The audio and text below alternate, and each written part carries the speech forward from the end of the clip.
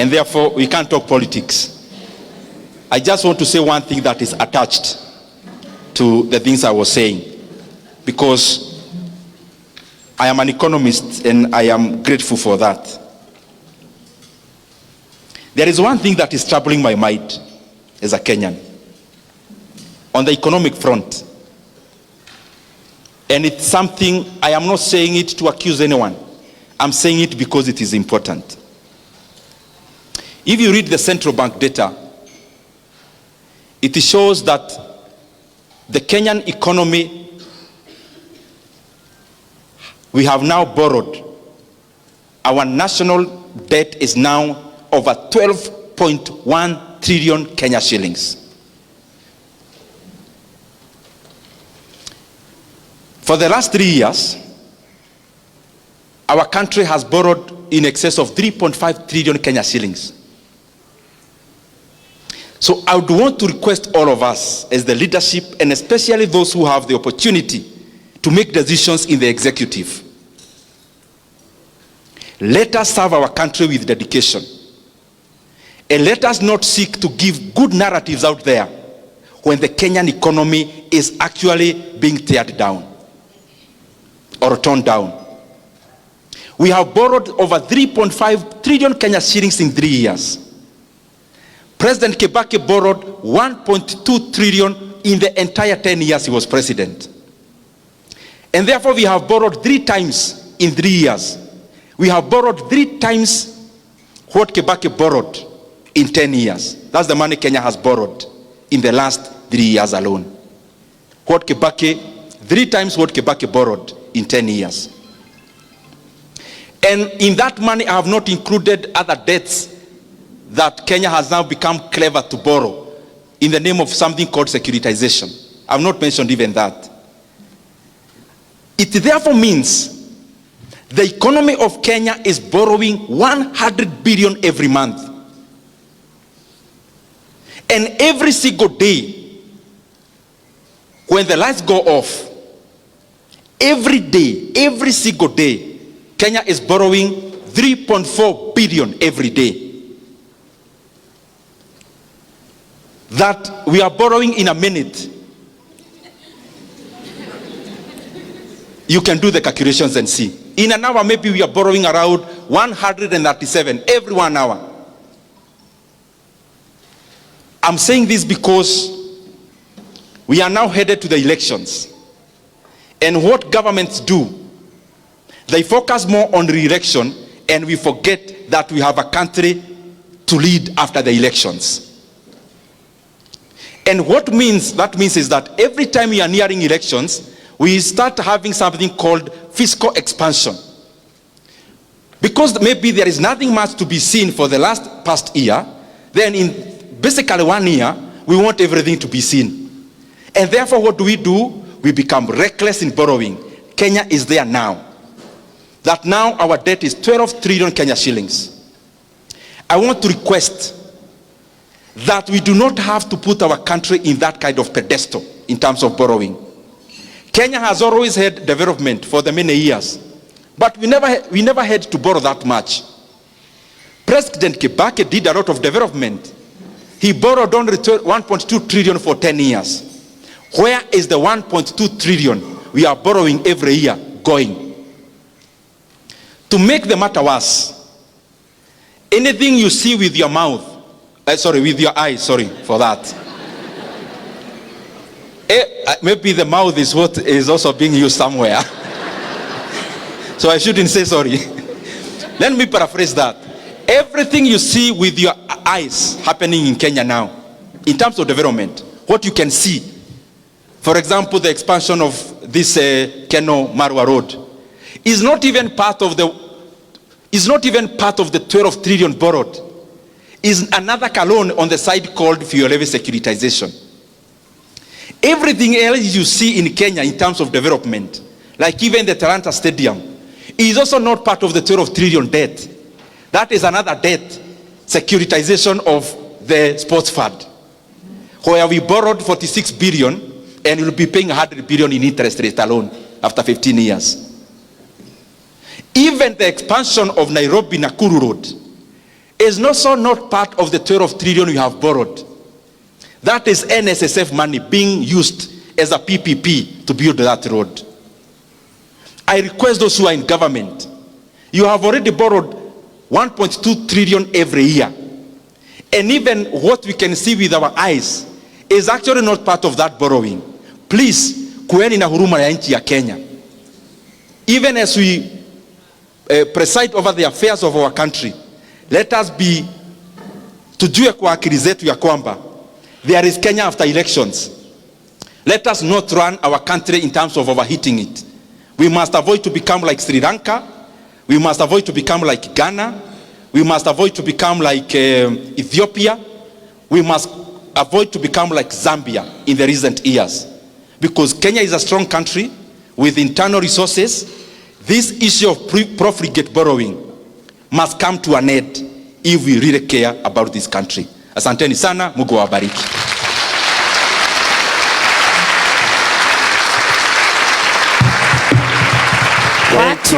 Thank you.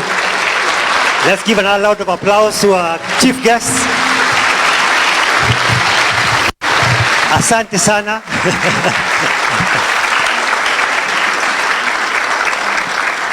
I'll kindly request Bwana Mheshimiwa to come back. Did Nyoro come back on stage here? I would like to present you something. And you'll also let me put your heart to rest to tell you that I'm one of those people who stopped that oil business. I'm no longer peddling that one. I did my mathematics and it came not equal to. Nikaachana nayo. But thank you for your support, Mheshimiwa. Let me invite Caro to come and present, to come with a gift, and then I'll call on Reverend Jacob and Kira. Please come.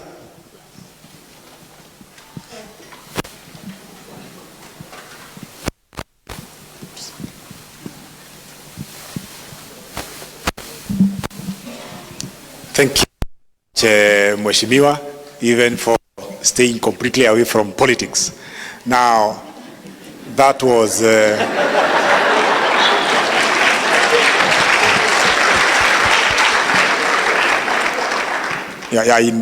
Sitam we don't do politics in church. We allow people to form their opinions, and thank you for highly respecting that. Kumbe ulikuwa utufunze na ututukane. You know, sometimes when you are told the truth, it ouches you, and there is that ouching moment. Thank you so much. That was mind-opening, and that was great. They should have come up with a bigger word than great, but because they didn't, let me just say that was not great, it was greater than great. Thank you so much, even for choosing to share your wisdom with us. And I would want to welcome Reverend Dr. Kimathi to gift you a small gift. You know, in Africa we say all gifts are small. That's a brown kiondo. It's not a brown envelope. And thank you so much for honoring our invitation. I am sure you will be back soon. Would you want us to invite him again? Thank you so much. And before we go, we have a very, very posh place to stay around here. And when Mheshimiwa takes you around Nyeri town constituency to kagua whether he was a good student or not, I am in my hands holding a gift voucher for a whole 2 nights at the Rhino Watch Lodge, which I want to hand over to you. Thank you so much. So, when the fumes of Nairobi become too intense, please feel free to come and get a seat from here.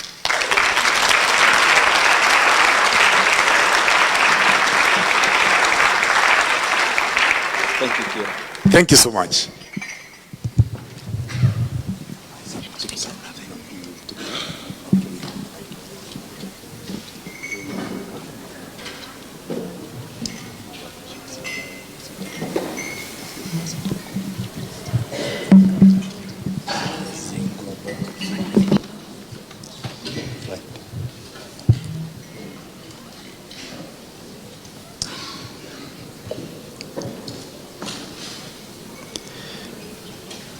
our chief guest, Honorable Ndindi Nyoro, our guest speaker, Dr. Akinyemi Wade, the area MP, Duncan Madenge, and all protocol observed. I appreciate this moment. Good morning. I hope it's still morning. Good morning. What a wonderful time we've earned, and what a great time we've earned here. Honorable Ndindi Nyoro, we are so, so grateful. We always know you as a politician, but there is something else that I personally didn't know. You're such an astute economist. And if this is the way you speak, then allow me to invite you for CITAM Business Forum Global next year. Please honor, if you can, honor our invitation. This is what we do at the local assemblies, but we do the same on a global scale. And this year, of all the churches outside Nairobi, you brought the biggest number of delegates. Thank you. Thank you, Kula. Thank you, Kula, for leading such a team. This is becoming the epicenter of things. And thank you so much. And on behalf of my chair, I am the patron of CBF. We are grateful that you are doing so well here. You are almost overtaking us at the global level, which is fine. And once more, I came with Dan. Dan is the chair for Ngong, CITAM Ngong, CBF. Thank you, Dan. I'm told here Nanyuki is represented, CITAM Nanyuki. The team from Nanyuki, are they here? Is it Nanyuki or Embu? That is all right. Embu? Or maybe they must be on the way. Oh, they are there. Oh, wonderful. Wonderful. Thank you so much. And even CITAM Adriba, where I am, is represented. I'm here. CITAM Meru, where are you? CITAM Meru also represented. Where are you? Thank you. Thank you. Thank you. It goes to tell you that we can do much more than praying in church. We can do more than, interceding. We can influence things at all levels. And when you began, Ndindi Nyoro, and you said how you give children opportunity, by feeding children, by paying 1,000 Kenya shillings, where others are just eating all that money, the bursary fund, but you are giving the children to be able to complete their education and get an opportunity in life. We salute you. And I know Honorable Madenge will do better now that you are the mentor. And I think all the MPs should come and learn from you. And thank you so much. I'm not going to talk much. We are about to have our our guest speaker now to come and share with us. We call him our big brother, Dr. Wade Akinyemi. Now, if you want Ndindi, wait now until you hear Wade Akinyemi. Put on your safety belt because you are just about to be blown out. Yeah. Let's put our hands together for Dr. Wade Akinyemi. Very good. Thank you. Thank you. Thank you.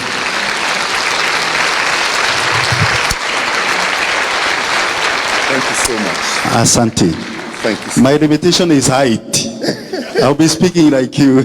Oh, boy. Thank you. Please, let's sit down. Wow. Wow, what a day.